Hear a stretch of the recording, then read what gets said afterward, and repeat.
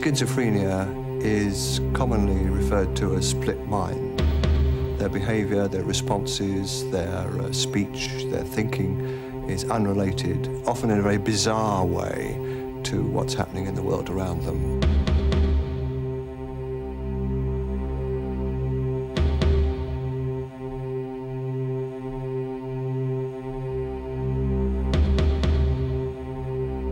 I mean, basically, you had a person who was medically insane out in the open, manipulating and maneuvering and functioning in life. They were murders that were committed simply to assert themselves as gang leaders. There was no other reason for it.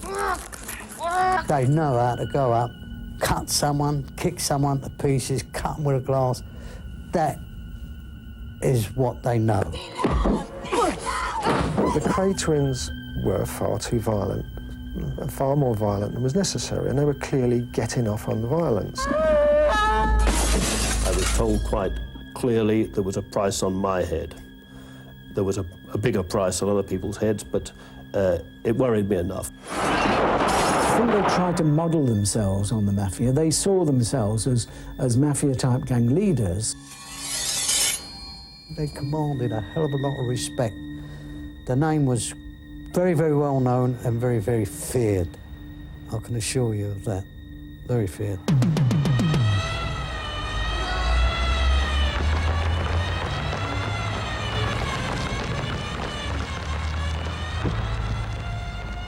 On March the 5th, 1969, identical twins Reginald and Ronald Kray were sentenced to life imprisonment.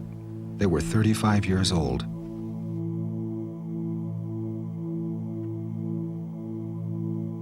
I'm not going to waste words on you. In my view, society has earned a rest from your activities, and I recommend that you be held for at least 30 years. Since their early 20s, the Krays had been building a criminal empire in the East End of London, an empire of fraud, gambling, protection, and ultimately murder. Their arrest heralded the end of an era. Demolition and development is now replacing the warren of clubs and pubs that formed a backdrop to their activities. Yet the East End of London is as much attitude and tradition as it is architecture. And during their years of freedom, the twins etched a lasting chapter in the stories that are told there. A compelling fascination that is destined to outlive the twins and all who knew them. Inevitably, the Krays will always be remembered as Britain's only gangsters.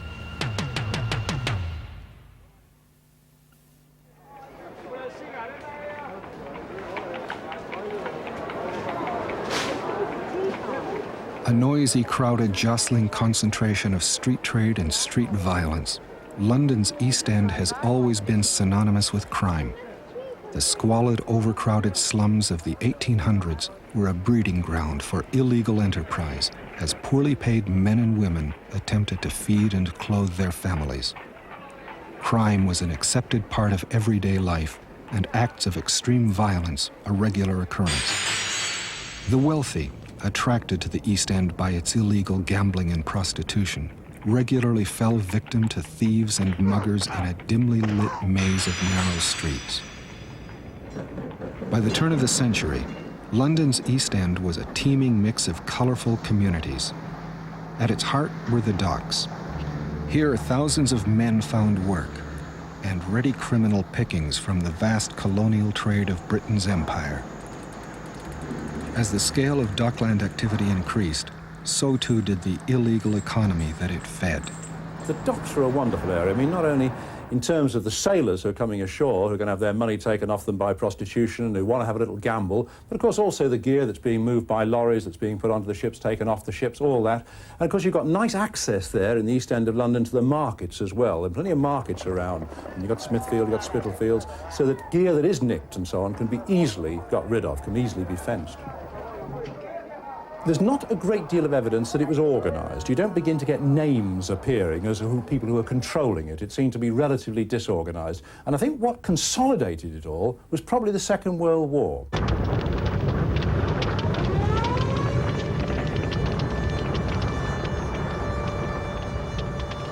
Despite intensive bombing, London's docks remained the main artery through which precious goods and foodstuffs were distributed to a population suffering shortages and Spartan rationing. The black market trade in everyday commodities became enormous, and the tradition of petty theft took a sinister turn towards organized crime.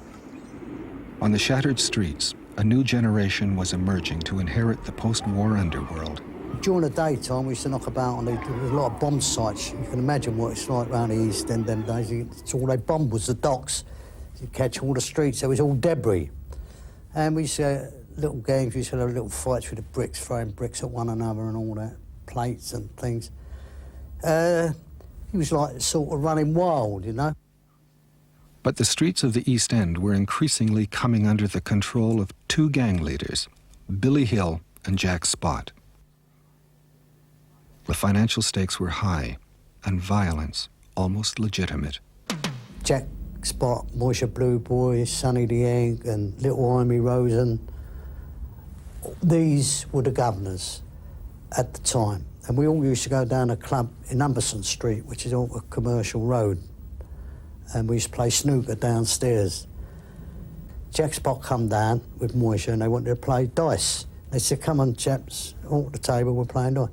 With that Benny, he was a big boy, he's hit Jack Spot, knocking him spark out. Of course, all his mob was in there, Moisha, Sonny, Amy, they all come down the stairs. And all I remember was Sonny the Ink had an open razor. I see this, I was having a fight with Moisha Blue Boy, I was having to stand up with him. And I see this open razor, and he's done Benny right down from the corner of his eye there, right away down there. Of course, we didn't know that, was only about 15, 16, maybe 16 at the time. Never seen no razors. We had a stand-up fight, a little bit of boot, you know, a bit of leather in there. Had a nice fight, enjoyed it, that was it. Never knew nothing about razors. Aggression and violence provided the only effective policing of an increasingly organized gangland society. You're talking about there being buildings, sites, places set aside where it goes on. People know where to meet. There are regular fences. And you're beginning to talk now about a criminal gang. You're beginning to talk about a division of labour. You're beginning to say, OK, you do this, you do that, you do this. And you begin to get the emergence of gangsters, if you like, the people who are responsible for seeing, over gaming, for example, illegal gaming, that people pay their debts. Crime was now an industry, waiting for someone to take charge. Born in 1933 to Charlie and Violet Kray, the twins had grown up on the streets around their home in Valence Road. Weaned on boxing stories from their grandfather, Cannonball Lee, a renowned fighter in his day, they soon found a channel for their energies and aggressions. Boxing had long been associated with the East End, where it was seen as one of the few ways of escaping that environment. Their older brother, Charlie, had been a champion in the forces and was eager to help the twins on their way. Well, I came out of the Navy and I started to teach them to box. And in my mother's house, I arranged a small gym and a punch bag, etc. And I trained them at home for 1 year. And then after the year was over, I thought, well, now it's time to take them to a boxing club, which I did. And from that day on, they kept winning and winning and winning. They never stopped. They boxed at school, you know, boxed for their school, London ABA's junior. And they could have gone a long way, but Ronnie, I don't think his heart was in it, you know. Reggie could have gone places in boxing, but Ronnie, he was a bit of a street fighter, wasn't he, you know? Identical twins, both successful boxers, soon became a talking point in the East End. But their notoriety was beginning to spread outside the ring. In 1949, now 16 years old, Ronnie and Reggie were arrested and charged with grievous bodily harm after an incident outside a dance hall in Hackney. It was their first visit to the Old Bailey. They were acquitted through lack of evidence. Already, people were unwilling to testify against them, as the legitimate side of their life became clouded by a growing reputation on the streets. The boxing and the street violence and the gang fights go hand in hand. Of course, the boxing is more organised. Of course, there are rules about it, but there aren't that many rules. And it's another way of settling disputes, of which, in fact, the punch-up round the corner or the good kicking round the corner or the coshing round the corner is another part. In July 1951, the twins turned professional, and after just 6 fights, went through to the finals of a major competition. Reggie was proving to be a potent and skillful opponent, but Ronnie had become wild and overly aggressive in the ring. Nonetheless, they were both on the verge of notable success when conscription cut short their professional careers. They was only there, I think, one day, and they came home, and I said, "What's wrong? You've been allowed out?" They said, "No, I'm not having people like that scream and shout at me." I think, really, they just resented it from the beginning, and they didn't give themselves time to accept it.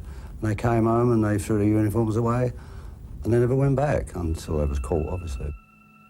The twins spent 8 months on the run from the army, lost to the police in the underworld of the East End. After their recapture, they were sent to the military prison at Shepton Mallet. I know your name, Cray. And I think to myself, these boys are a new kind. You've got it. You've got it. And I can see it. And you've got to learn how to use it. Now there's people out there, lots of people, who don't like to be hurt. Not them, or their property. Now these people who don't like to be hurt pay people not to hurt them. You know what I'm talking about, don't you?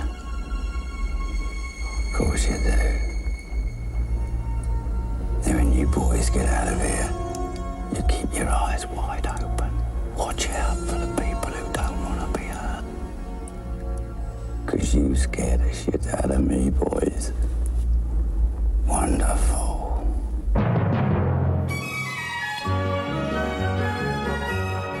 Rationing ended. A new wave of confidence and prosperity swept the country. It was a blossoming economy that greeted the twins on their dishonorable discharge from the army in 1953, and they were quick to seize upon it. They took over the Regal, a rundown billiard hall not far from their home, and quickly adapted to the local style of business. There was 5 Greek guys one day came and started demanding money and menaces from them, and Ronnie chased him all over Mile End with a sword, and that got about like wildfire, which it does in the East End, and they never got arrested over it, but it stopped the problems. As the Krays' reputation for violence spread, they started to attract people to them. A gang was beginning to form. The rumour was floating about the East End that these 2 young tearaways out of Valence Road was, you know, going into pubs, picking on people, picking on little teams, because the East End and the West End was dotted about with all little teams. Each little area, like the Watley Street mob, you had the Commercial Street mob, you had the Limehouse mob, the Poplar mob, all little mobs, all very handy people. Gambling was still illegal, but the East End was riddled with spielers, tiny one-room clubs outside the law and ripe for protection. Through the mid-50s, the Krays' empire grew to encompass fraud and extortion. Their gang was now known as the Firm. One night it was packed out, a brick come through the window. Of course, he said, I know it's trouble once a brick comes through your window. You know, there's problems. Of course, they're all scattered, wallop. And a guy who was in the club at the time said, Bill, you want to go down and see the twins? Sort this out here. You're going to have problems. I said, oh, I will. And Ronnie come right out of it. He said, it'd be a pony a week, which them days was a lot of money. £25, a lot of money. Well, Charlie was a joking bloke, very nice fella. In my opinion, never was a villain and never would have been a villain. Reggie, you look at him in his eyes, you smell fear. And fear came over Ronnie, you know, oozed out of him. He had a smile, almost take it 2 ways. Either he's smiling at you because you're going to get hurt, or he's smiling at you because he likes you. I mean, Ronnie would be laughing and joking about, all of a sudden, he'd pick on you. Ronnie was becoming as aggressive as he had been in the ring, even with members of the firm. I was up the club speaking to George and Alan Dixon, and Ronnie happened to walk in. And I never seen him. Hello, Bill, and he stopped dead, went to his pocket, pulled out a Beretta, went up to Dixon, and Dixon was about 6'3". Ronnie was about as tall as me, I suppose, what, about 5'9", 5'10". Put the gun to his head and bang, bang, pulled the trigger twice, and nothing happened. I thought it was a joke. Ronnie took the 2 bullets out. He said, "Here's your birthday present, George." It was apparent that Ronnie was becoming unstable. For some time, he had been open about his homosexuality, confident that no one dare question it, but his use of violence was becoming irrational. In 1956, he was convicted of grievous bodily harm. The twins had been separated. That's when he received his 3 years, and that was the origination of the real bad problems. And that's the origination when Ronnie, I feel, went strange. Ronnie was certified insane and transferred to Long Grove Mental Hospital.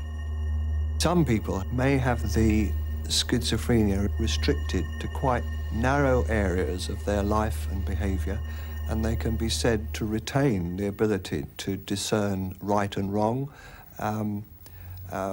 They choose or are impelled to behave in an illegal way because of the strength of their delusions or hallucinations and the schizophrenic disorder. Usually the schizophrenia is acting as a sort of removal of control over what normally would be controlled in life. During the 3 years he was away, Reggie and Charlie opened the Double R Club, a legitimate venture into London's lucrative clubland.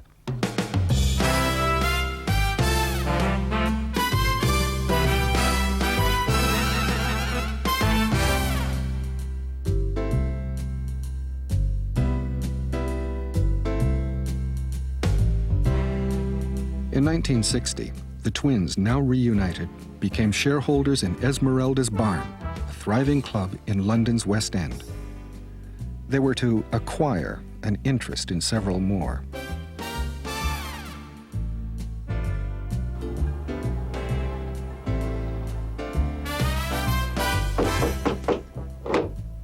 Okay. Can I get a drink? Fantasy and reality began to blur for the twins. In 1962, part of a major feature film was shot in one of their clubs, and the Krays were immersed in a lifestyle totally at odds to their underworld activities. Everything seemed to have been arranged. Wherever you went with them, the doors were opened. People were waiting for them. And they were treated like celebrities already those days. It was a new phase in the Krays' career. Now they were mixing with celebrities and nobility and courting influence there. But beneath the glamour, little had changed. I knew that they had control of the East End because that's how we got connected. That they came to us on the first day of shooting and said that it's very dangerous shooting in the streets of the East End, which was the case those days in '62. And you will get into a lot of trouble, you know, unless you allow us to look after the film. I was paying protection money at the time. I assumed that a lot of other little clubs and drinking clubs, which were smuggled all over the East and West End, I should imagine they was getting their few quids over there and a bit of fiddling here and there. Nothing very big, but it was heading that way. The Krays' network of clubs, fraud, and protection was now a substantial concern. Yet headquarters was still at the family home in Valence Road. From here, Ronnie now organized military-style operations to protect and expand their empire. I've been in there in the morning, come about 10 o'clock in the morning, they're still in bed. You walk in the kitchen and on the table will be knuckle dusters, flick knives and a Beretta. So there was plenty of ammo there, plenty of gear there. And it was given the name of Fort Valence, and Ronnie was called the Colonel, and that's how it all started in the early days. The days of the razor and the knuckle dust are all gone, and a straight fight and a good boot or a bottle. And I know people disappeared. There was quite a lot of shooting going on. A lot of crimes were ascribed to them. People always said, oh, that's down to the Kray twins. Ronnie and Reggie did that. Whenever something happened, it was always Ronnie and Reggie. And yet, nobody was doing anything about it, from the police investigation point of view, to find out whether these were facts or whether they were just rumours. In 1964, Leonard Nipper Reed was promoted to detective inspector and posted to a police district in the East End. His first task was to break the increasing menace of the Krays. As far as London was concerned, the Krays were, talking now about the criminal underworld, the Krays were acknowledged to have control of the East End. South London was controlled by the Richardsons. Then there were other areas that were controlled by other people of less prominence, but the West End was always accepted as a kind of a free-for-all. You know, rather the same way that Las Vegas was with the American Mafia. I was never able really to assess the extent of their financial empire, but I do know that one club in the West End, a statement that I got, said that they were getting £3,000 a week, another said they were getting £1,000 a week. So you can judge for yourself that they weren't exactly paupers. Supplementing the protection racket, the firm was also funded by large-scale frauds, long firms as they were known. The twins relied on sharp-minded men like Leslie Payne to run the operation for them. Several bogus companies would be set up to order goods from a number of unsuspecting suppliers. And then you build it up until you've got about 5 firms or 6 firms you're getting stuff off of. And when it comes to the end, after about 4 or 5 months of accumulating a big credit facilities with them, we say, you close the firm down and you vanish. Such operations provided a steady income for the twins and fueled their fantasies of a mafia-style business empire. I can remember them hurtling around the East End in big American cars, and they had all these kind of hirelings who would drive the car, and if they'd stop outside a nightclub or outside a pub, some of the hirelings would sort of jump out and open the door for them to emerge.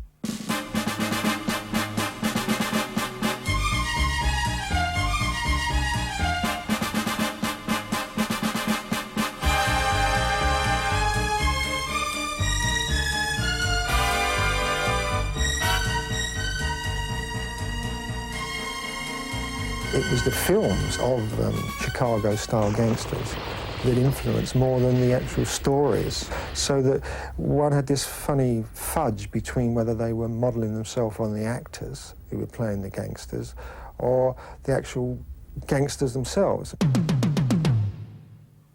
In 1964, Ronnie Kray finally became headline news. His name was linked with Lord Boothby in a homosexual scandal that was set to rock the nation. This story was leaked by the police to Sunday Mirror crime reporters. By the next week, we were reporting that the activities of the Kray brothers, but the Mirror didn't dare name them. We were much too frightened of the whole situation, even though there was already in our hands a photograph of Ronnie Kray with Lord Boothby. Fleet Street and the police wanted blood. The twins threatened to supply it. While we were sitting at the news desk, a man came up to us and said, "You guys are going to lay off this story. I'm a printer from downstairs. I've seen this story. The word has come through from the East End. You are not to go any further, and you are not safe in this building if you write stories of this sort." And I might say we took that very seriously. There was no way that I really wanted to get very heavily involved with the Kray gang. Once you have a kind of world in which violence is legitimated, then fear starts to regulate how people behave. And the Kray twins certainly were feared.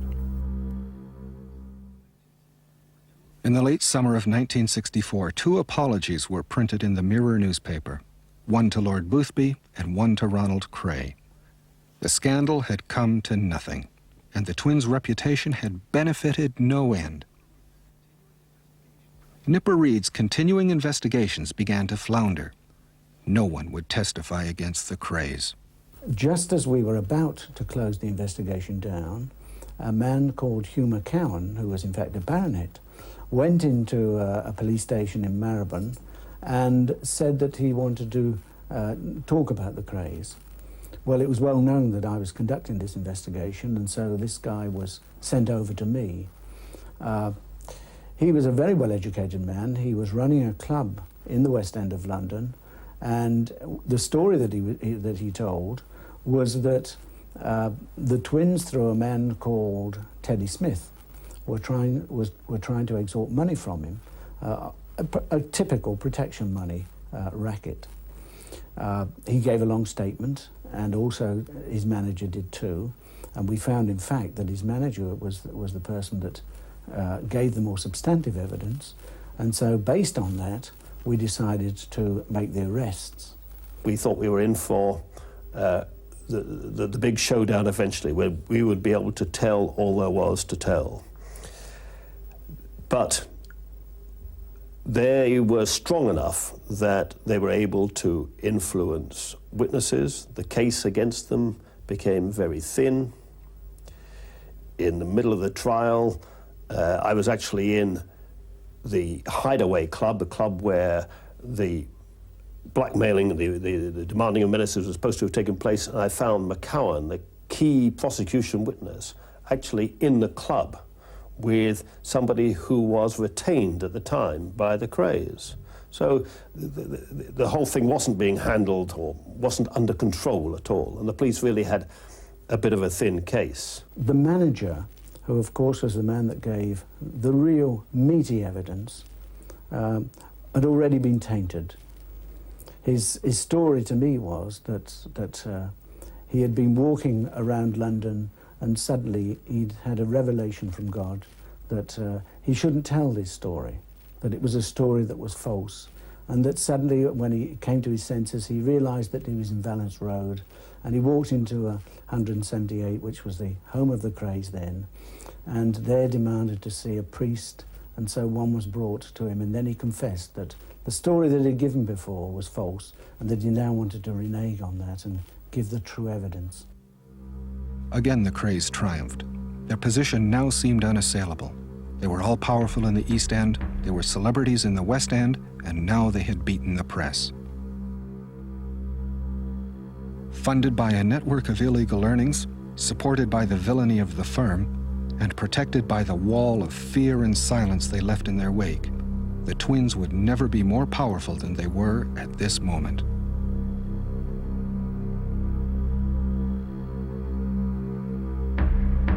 After the McCowan trial, where I sat through a lot of the trial talking to members of the Cray family, I got my first real meeting with them.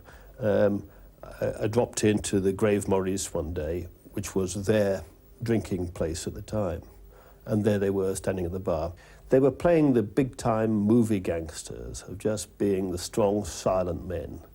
But to anybody who was straight, coming from the big world, they really looked pretty stupid. To me, the impression was just that they had nothing to say, so they said nothing. But to the people there, it was strong, silent, powerful men. In publicity terms, they cashed in on everything. When the Boothby scandal broke, the fact that their names got into the papers, apologies and all, were great publicity for them. It showed that they were even stronger than Fleet Street. When they were acquitted in the McCowan case, again, for them it was marvellous publicity, and they made the most of it. Well, in all clubs you get an occasional drunk, you know, and sometimes have to be slung out, and that's why there's doormen and that, but I suppose it's like clubland all over the world, really. It's just the same as... I don't suppose it can be that bad, because people won't go to them, really, would they? Ronald, what do you think about clubland in London? Well, I think most clubs are very respectable, you know, and I don't think there's any trouble at all in them, except occasionally. Ronald, what are you going to do now? Well, I'd like to go abroad for a short while, and then I'd like to be left alone. I intend to get married in the near future, I did before this case, but it's put back over the case, and I should get married as soon as possible, you know. In 1965, Reggie married Frances Shea. He had courted her since she was a schoolgirl. It was described by the press as the East End's wedding of the year. Reggie and Frances' wedding was a very big affair. David Bailey, he was there doing the photography. There was Diana Dawes, numerous people. It was packed. I think it's the first time I've been invited to a thought-to-be-known gangster's wedding. It's quite an occasion. When the service started off, the singing was a bit hesitant, and a rather large man went down the aisle and was saying to either one row and then the other, "Reggie wants you to sing." And things livened up a lot after that. Before Reggie and Frances could celebrate their first anniversary, Ronnie Kray was to execute George Cornell in the public bar of the Blind Beggar pub. George was very cocksure of himself. He knew he could use himself. He knew he could handle himself. He wasn't frightened of no man. He was calling Ronnie a big puff and all that. And of course, the inevitable happened. Ronnie had a gun on him. Ronnie pulled his out, and I believe the words were said by Cornell. "Ah, look who's here." With that, Ronnie went up to him, drew the gun out, pointed. He thought it was a joke. Pulled the trigger. That was it. He just shot him dead. Perfectly gratuitous. Cornell had not been any threat to him. He'd insulted him about his homosexuality and stuff like that. But there was no economic threat from Cornell or the gang that he was a part of, which was the Richardsons.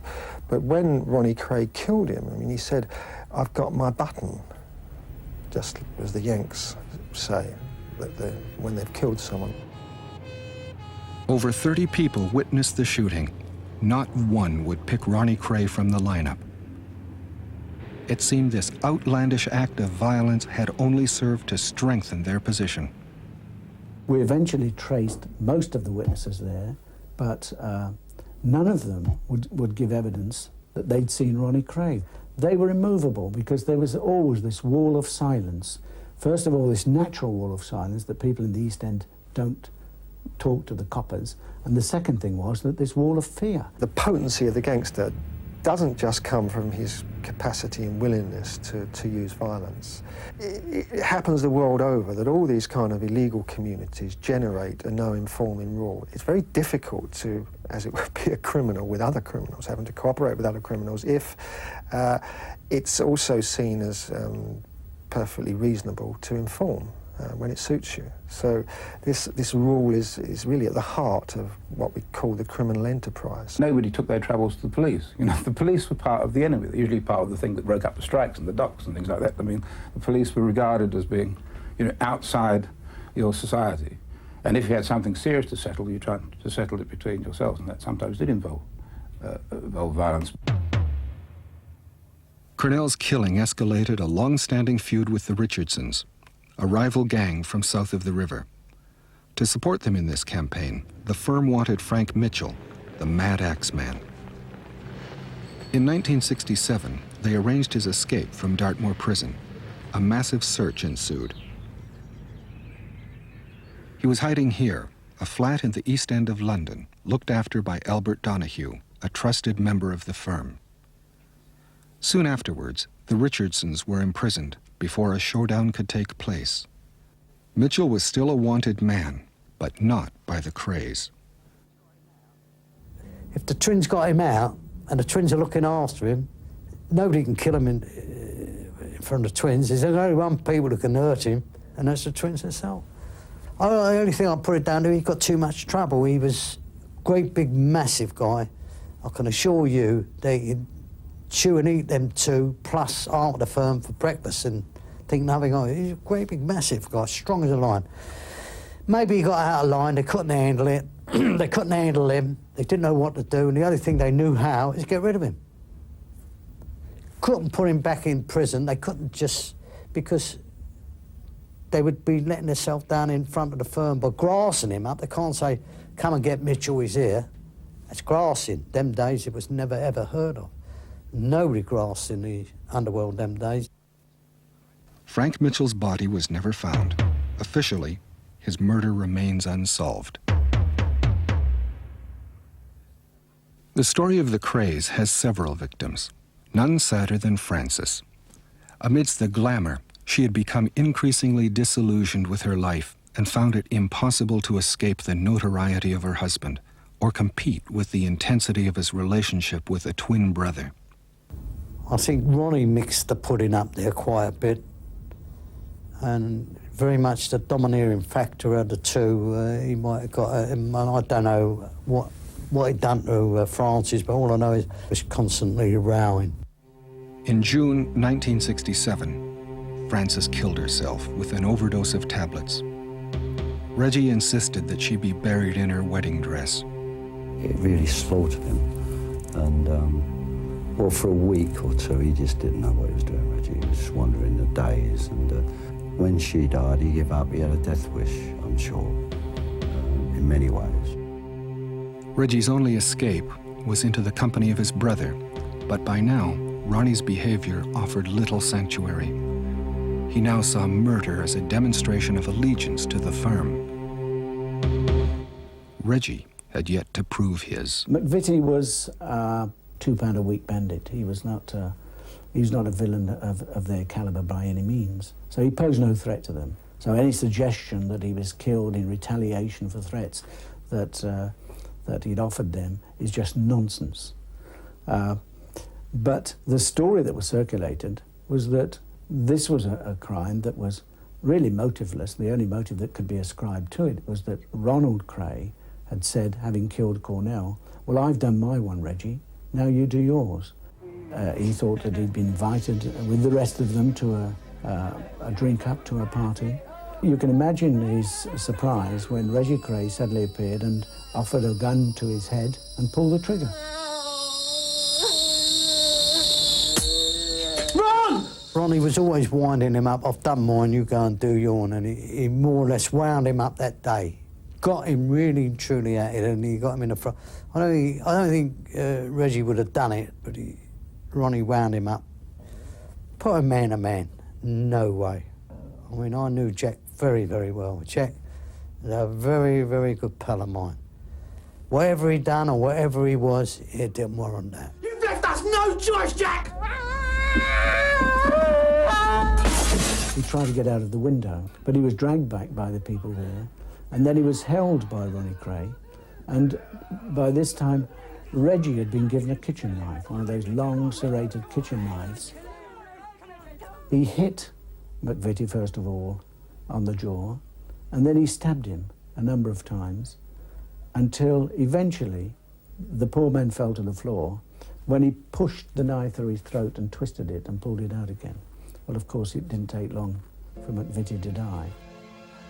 Contrary to Ronnie's deranged beliefs, McVitie's killing did not prove to be an act of allegiance, quite the opposite. The gratuitous nature of their actions had begun to alarm members of the firm. The wall of silence was beginning to crumble. You just don't go around killing your own people. You've got Cornell, you've got Mitchell. Well, Cornell wasn't one of our own, but you don't go shooting a bloke because he called you a puff. Half the world would be dead. You can't do that. And Mitchell, well, look what they'd done to Mitchell. And they went and done that to Jack. Well, that to me, that was the end. The police campaign gathered momentum, but Nipper Reid was insistent that the investigation gather substantive evidence against the twins before any attempt was made to charge them with murder. We first of all started out looking at, again, the frauds. And these really formed the basis of the investigation. And so we went on from there to investigate any other kind of crime, with the exception of murder. And this was a very positive decision that I made, because I felt that if we started to investigate murders, then the question of the witnesses' safety might be jeopardised.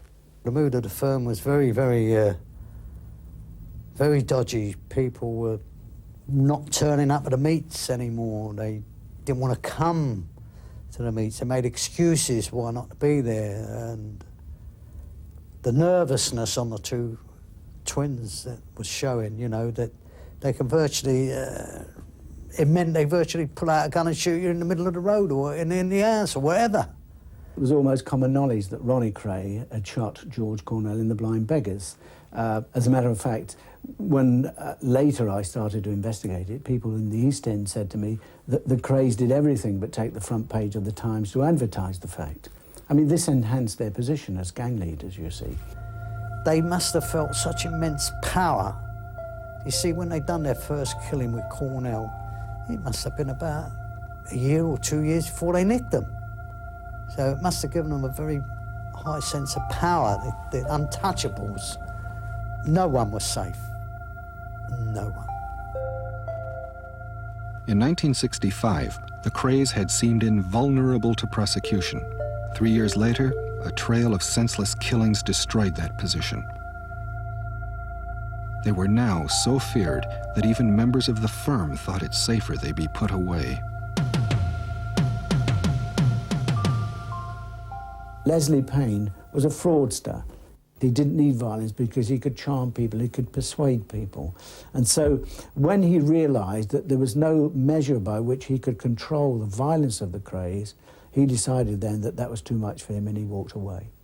And so when I saw him, I was able to persuade him that it would be important and beneficial to him, because I could offer him protection, to make a statement outlining all of the Krays' activities. And this he did. He didn't, unfortunately for me, know anything about the murders, because by that time he'd long since left them. But he did tell me about the frauds, about the long-firm frauds, and certain other activities that the Krays had been involved in. He told me in uncertain terms that the Krays had threatened his life.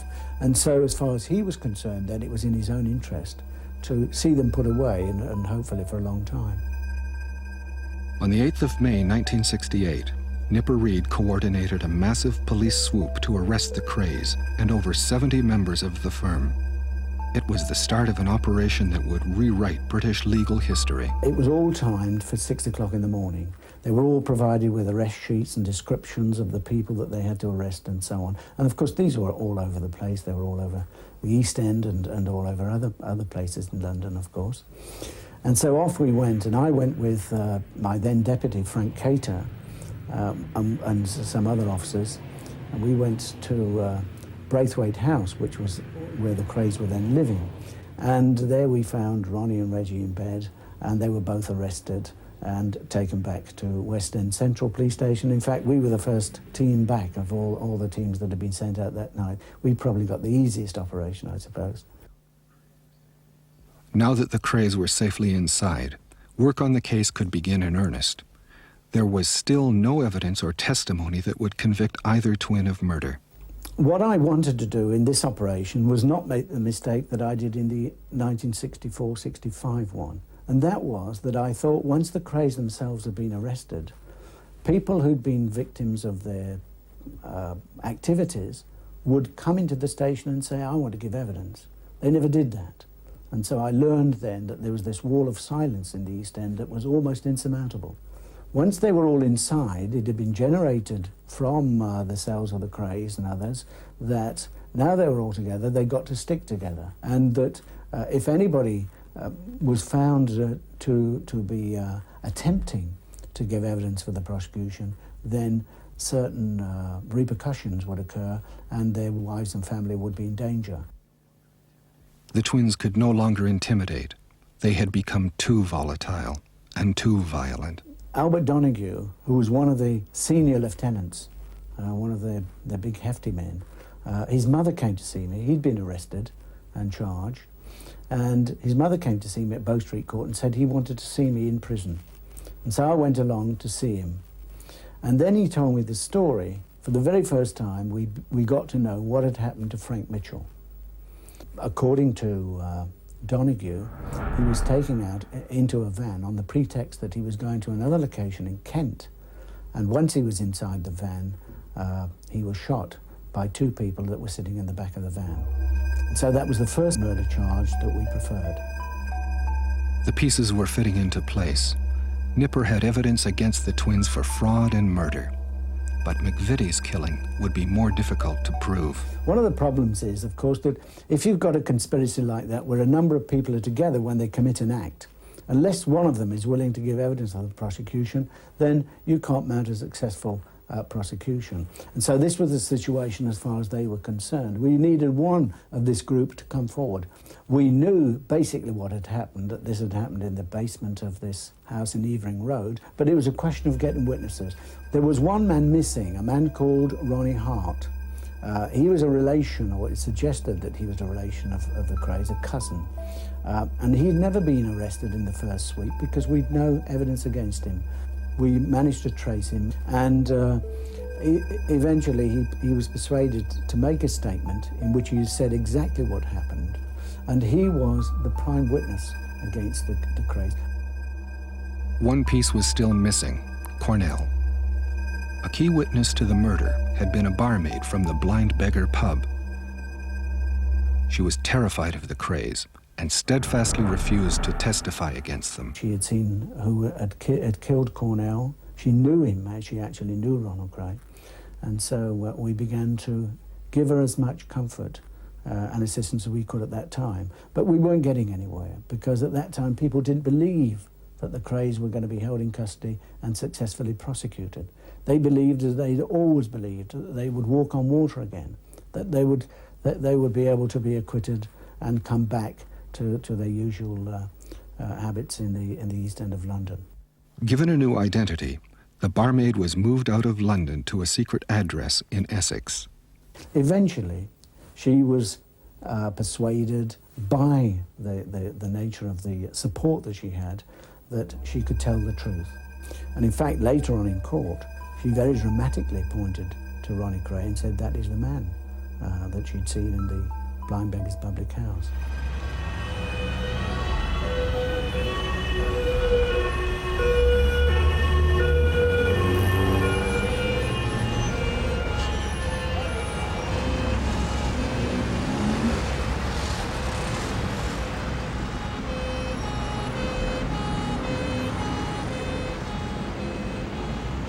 The trial started in January 1969. It was to become the longest and most expensive trial in British legal history, with more people in the dock accused of murder than there ever had been before. And then I went along to court, rather fresh to it, not having seen them for 3 or 4 years. And what was immediately clear was the changes that had come over them. Ronnie was fat and soft, and was clearly not in control of himself. Reggie was more so. During the trial, we had these awful outbursts from Ronald Kray. If he had any chance of impressing the jury, that chance disappeared with those outbursts. The climax of the trial wasn't the dramatic appearance of witnesses who people had thought would never stand up against the Krays. The climax came when Ronnie Kray was in the witness box himself and was being goaded very effectively by the prosecutor, Mr. Jones. He eventually fell apart and screamed at Mr. Jones, "You great fat slob."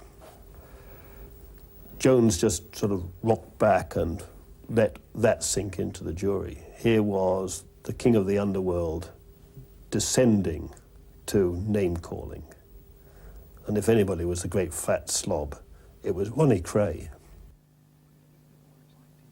On the 5th of March 1969, both Ronnie and Reggie Kray were found guilty of the charges brought against them. I wasn't surprised at all. I expected. They said they would get 30 years. They told the barrister, they told the screws in prison in Brixton they would get 30 years, and they did. I was absolutely overwhelmed. I realised that if somebody had said something to me, I couldn't answer because I was full with emotion. Because this was now a situation that had been going on so long. You know, my whole reputation, my life depended on this almost. It was a fulfilment of an enormous undertaking by my squad. And you know, I felt justified that they'd done all the work that was necessary of them and that we'd achieved something, really achieved something. Aunt Violet, myself and Mum was in the kitchen and we was listening to the wireless, and when it came on that they got 30 years, you know, we was dumbstruck, really. We couldn't believe it, like, And Aunt Violet looked at Mother and she said, oh, I think they've made a mistake. She said, I'm sure they have. She said, maybe they'll say later, like, it's not so long. I'm not going to waste words on you. In my view, society has earned a rest from your activities, and I recommend that you be held for at least 30 years. It amazes me that a gang that was so badly organized, badly thought out, badly managed, could be so successful. The only way it worked was because their public relations was brilliant. I feel they were a part of the 60s, like the minicar and Twiggy and other things. You know, they were a part of it. Billy Hill and Jack Spot had a sort of notoriety, but they hardly promoted themselves, and the other notorious East End villains, Burke and Hare, went about their murdering fairly quietly, and Jack the Ripper may have left a note, but he was hardly exactly photographed with royals. They attracted people to them. You know, people who they should look up to finished up looking up to them, sort of thing. And Ronnie, he was his own man, you know. Nobody was going to tell him what to do. He was the boss. He was much more a gangster for the thrill of being dominant and powerful rather than money. And perhaps this was expedited by his mental condition that took pleasure in violence, and of course this was a factor in their ultimate downfall. The twins have now served over 2/3 of their sentence. They were released for one day in 1982 to attend the funeral of their mother, Violet. Ronnie is now a psychiatric patient at Broadmoor and could stay there indefinitely. Reggie is still at Lewis Prison. The government has given no indication that he will be considered for parole. What's special about the Kray twins compared to any other gangsters is simply that they were twins. I don't think there'll ever be criminals like them again. They're like Romulus and Remus. It was only the existence of the other that made the one.